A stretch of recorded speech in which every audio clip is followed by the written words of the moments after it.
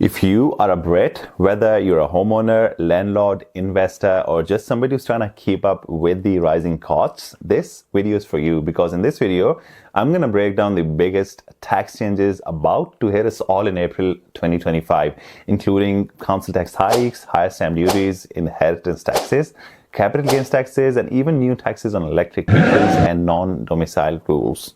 So in this video, I'm going to explain with examples how these changes could cost you thousands, and more importantly, what you can do to smartly minimize these taxes ahead of these changes. So stick around and let's break this down. Hi, my name is Fizan. I'm a qualified chartered accountant. I've been a financial consultant and an auditor at the Big Four firms, including Deloitte and PwC. Let's talk cars. So big changes are coming to car taxes starting in April 2025. Now, these changes will impact hybrid, petrol, diesel, and even electric vehicles. Here's what you need to know. Hybrids like Toyota Prius will see big jumps in first-year taxes. Right now, the first-year tax on a hybrid is just about £10, but from April 2025, that jumps to £110, a massive 10x increase. All types of petrol and diesel cars will see tax hikes, with first-year tax doubling in many cases. For instance, currently the first-year tax on a car like Ford Puma is around £270, but from 2025, it's going to rise to £470. That's a 100% increase.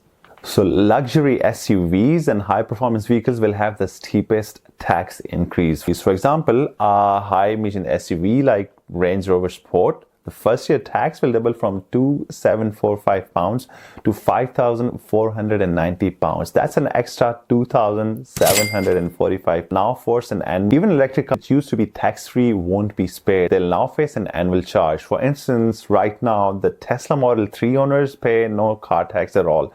From 2025, they're going to pay £20 per year. Let's talk council tax first. So council tax is going up from April 2025, and for most of us, this means bigger bills at a time when money is already tight.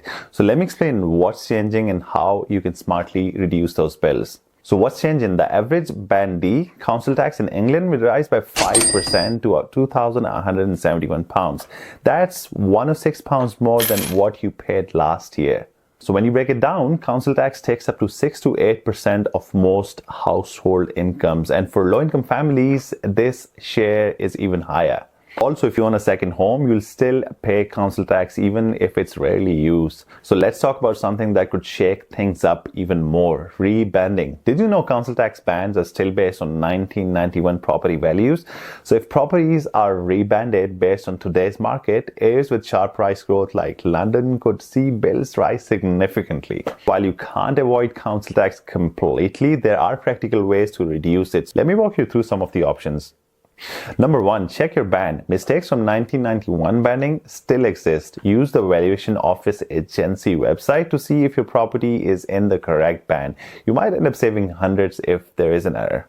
Second, apply for discounts or exemptions. If you live alone, you're entitled to a 25% discount. If you're a full-time student or live with somebody else with a severe mental impairment, you might qualify for a full exemption.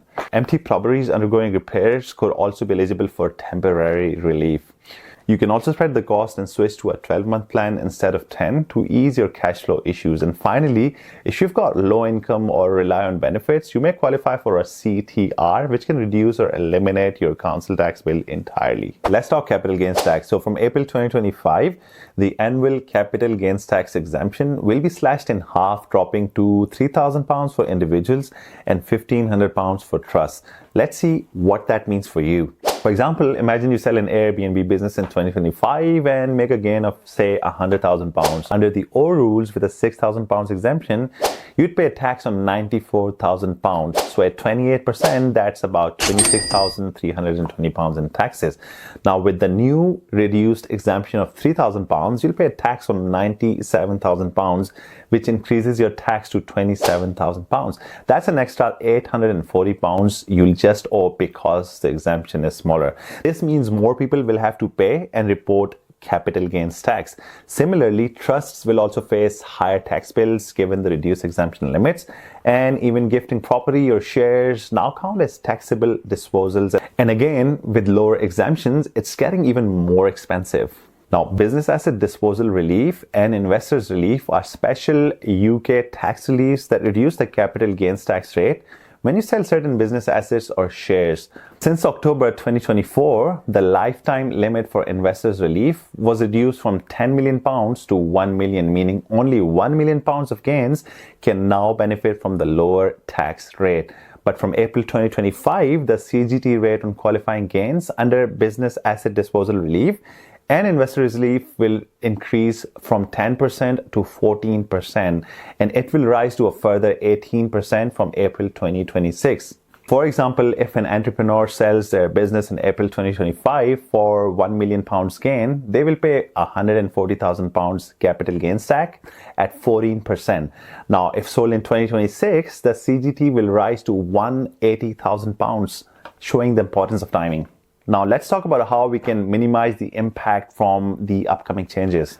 Timing really matters, guys. Selling assets before April 2025 will save you money given you'll utilize the higher exemption amount of £6,000 compared to the reduced limit of £3,000. And not just that, you'll also benefit from lower taxes on selling your business. Secondly, ISAs are a great way to avoid capital gains tax altogether, since gains inside an ISA are literally tax-free. Imagine you invest £20,000 in a stocks and shares ISA in 2025 and it grows by, say, £10,000 over the next 5 years. Because ISAs are tax-free, you'd be owed zero capital gains tax. Without an ISA, the £10,000 gain would have been taxable. So ISAs basically shield your investments from tax entirely. Also, couples can save tax by transferring assets to their partners and therefore allowing them to use exemptions and double the tax-free amount. Let's talk inheritance tax. Big changes are set to shake up the world of inheritance tax in the UK starting from April 2025. Now, these reforms primarily target non-domiciled individuals, offshore trusts, and returning UK residents, and will impact how much tax your family pays and how much wealth you can pass on to your loved ones. What is this inheritance tax? Well, it's a tax charged on wealth that's passed on when somebody dies or through certain gifts made during their lifetime.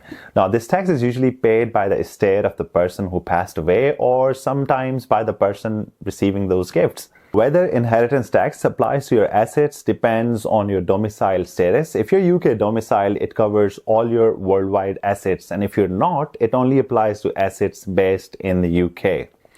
So from April 2025, the period for becoming deemed domiciled in the UK for inheritance tax purposes will reduce from 15 out of the last 20 years to 10 out of the last 20 years. For instance, if somebody moved to the UK in, say, 2015, under the current rules, they'd become deemed domiciled in 2030, 5 years from now. But from April 2025, they'll hit the new 10-year mark, making them deemed domiciled in 2025. This means their entire worldwide estate will become subject to UK inheritance tax 5 years sooner. Now, offshore trusts have been a key tool for non-doms to protect assets from UK tax. However, from April 2025, the tax protection is going to get reduced under the new 10-year rule. Now, any UK asset, for example, UK property held within the trust will remain subject to inheritance tax at 40% on the settler's death, and any income or gains distributed from the trust may also fail. And any incomes or gains distributed from the trust may also face UK income tax or capital gains tax for deemed domiciled individuals. Now, this means non-doms planning to stay in the UK for 10 plus years will need to reassess the tax efficiency of their offshore trust structures, as the trusts are no longer fully effective at shielding UK-based assets or distributed incomes from the UK taxes. Also, previously, the UK-born individuals who left the UK could reset their deemed domicile clock upon returning after a long absence, but from 2025, that loophole closes as they will no longer be able to reset their deemed domicile clock upon returning to the UK after their long absence. Now, also since 2017, UK residential properties held via offshore companies or trusts were subject to income tax. The 2025 reforms reinforce this rule with no significant changes.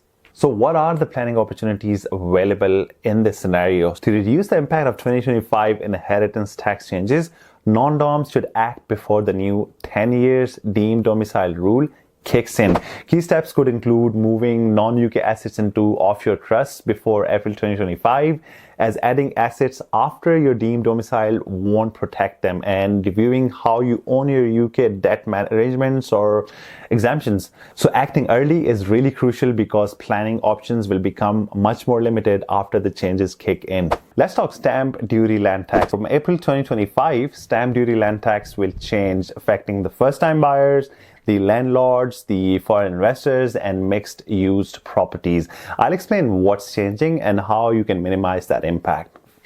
So what is stamp duty land tax? Well, it's a tax you pay when buying property or land in England and Ireland. The amount of tax basically depends on the purchase price, the type of buyer, like the first-time buyer or landlord, or whether you're a non-UK resident, and whether the property is a main home or an additional property. Let's talk about what's changing. As of now, first-time buyers don't pay stamp duty on homes costing up to £425,000. They also get a discount on homes up to £625,000. Now, from April 2025, the tax-free threshold drops to £300,000, and discounts will only apply to homes up to £500,000. As an example, if you're buying a £400,000 home as of today, you'd pay £0 of stamp duty. However, from April 2025, the first £300,000 will be tax-free, but the next £100,000 will be taxed at 5%, leaving you with a tax bill of £5,000. That is quite a lot. Now, if you're buying a new main home, there is no change to stamp duty rates in 2025. The rules stay the same, but remember, it's second-time buyers moving their main residence, not second home buyers, which are different. Landlords and second home buyers currently pay a 3% surcharge on top of the normal stamp duty rates. But from April 2025, this surcharge increases to 4%, making it more expensive to buy rental properties or holiday homes. For example, if you're buying a £400,000 rental property as of today, you'll pay £24,500 of stamp duty, including 3% surcharge. But from 2025, the surcharge rises to 4%, making the total bill to £28,500. That's an extra £4,000. Currently, overseas buyers pay a 2% surcharge on top of normal stamp duty, but from April 2025, this surcharge will rise to 3%. For example, if you're buying a £500,000 property as a non-UK resident, you pay £22,500 of stamp duty on a £500,000 home. But from April 2025, you'll have to pay £27,500, which is an additional £5,000 tax bill. Some buyers classify properties as mixed use, like part residential, part commercial, or buy through companies to lower stamp duty. But from 2025, HMRC will tighten the rules, reclassifying many properties as fully residential. This means buyers relying on mixed use classification or corporate ownership may see a huge tax increase. How do we minimize the impact? So in a sense, buyers should act right now, as property purchases take about around 12 weeks to complete. So if you want to secure current stamp duty rates, you need to act fast and complete your purchase before April 2025. That could save you thousands of pounds. If you found this video helpful, please give it a thumbs up and share it with your friends and family. And don't forget to subscribe to my channel if you haven't already. I'll see you in the next one.